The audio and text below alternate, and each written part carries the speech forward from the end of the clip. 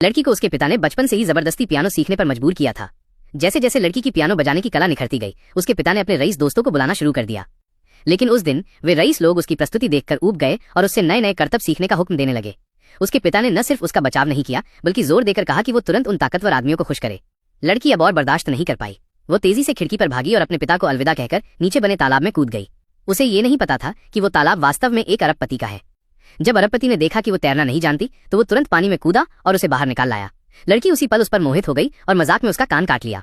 तभी उसके पिता के आदमी वहां पहुंच गए। लड़की ने उस व्यक्ति से मदद की गुहार लगाई। वो आदमी तुरंत उसे उठाकर अपने कमरे में ले गया। लेकिन अचानक लड़की की ठंडी बीमारी, शरीर की समस्या भड़क उठी। लड़की ने उस आदमी की ओर देखा और किसी अजीब से विश्वास से भर गई कि वही उसकी राहत है। नतीजतन वही आदमी उसकी पीड़ा का इलाज बन गया। बाद में उस आदमी ने लड़की से उसका नाम पूछा, लेकिन लड़की ने कहा कि वो उसका नाम अगले दिन बताएगी। फिर वो अपने घर लौट गई।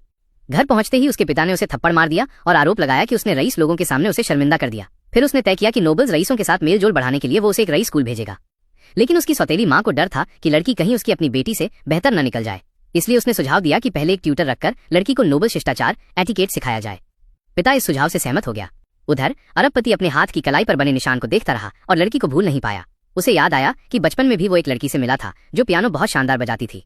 तब भी जब उसने लड़की से उसका नाम पूछा था तो उसने नहीं बताया था। उसे शक हुआ कि ये वही पियानो वाली लड़की है।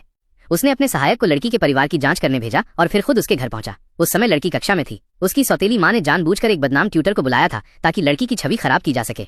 लेकिन लड़की पहले ही उसकी साजिश समझ चुकी थी। वो जानती थी कि आज एक महत्वपूर्ण मेहमान आने वाला है, इसलिए उसने सही समय का इंतजार किया और जानबूझकर अपना कंधा जरा सा उजागर करके नीचे दौड़ी। उसकी हैरानी का ठिकाना न रहा जब उसने देखा कि मेहमान वही आदमी है जो पिछली रात उसे बचाने आया था। उसकी सौतेली माँ ने तुरंत आरोप लगाया कि वो अनुचित कपड़े पहन रही है, लेकिन उस आदमी ने अपने सहायक को ऊपर जाकर जांच करने का आदेश दिया। थोड़ी ही देर बाद सहायक उस ट्यूटर को नीचे घसीट लाया। ट्यूटर ने तुरंत स्वीकार किया कि उसने सौतेली माँ के कहने पर यह सब किया था। उस आदमी को समझ आ गया कि लड़की का घर में कोई दर्जा नहीं है, इसलिए उसने खुद उसका ट्यूटर बनने का प्रस्ताव रखा। जब वो आदमी लड़की के कमरे में गया तो लड़की ने फिर से उसका कान काट लिया। तभी उसकी सौतेली बहन फल की टोकरी लेकर वहां पहुंची। लड़की और उस आदमी की नजदीकियां देखकर वो जलन से भर गई। उसने ठान लिया कि वो लड़की को सबक सिखाएगी।